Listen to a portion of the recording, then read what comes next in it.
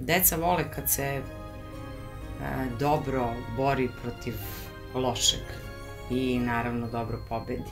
Neka pravda, poštenje, ispravno.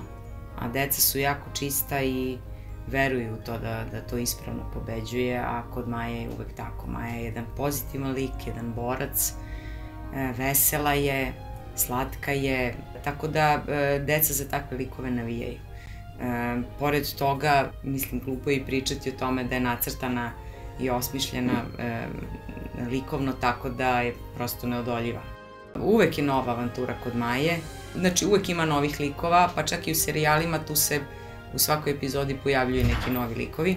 Uglavnom su to likovi kojima ili Maja pomaže, ili se bori da ih pobedi u nečemu, odnosno da ih popravi, da budu bolji, ili je neko takmičenje u pitanju. U ovom slučaju je takmičenje, ali u isto vreme pomaže svom protivniku da bude bolji u svakom smislu. Primetila sam da je manje Flipa ili Filipa, kako god su ga preveli sad u ovom filmu, manje njega, tu se pojavljuje i ova opasna tetka Pauk, koju znamo još od ranije, i ova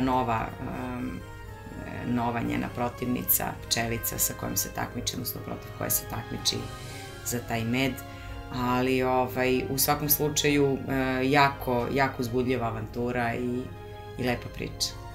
Uživaće, dobro će se zabaviti i gledat će jednu lepu priču. Deca vole priče, pa i mi odrasli volimo priče, a kamoli deca.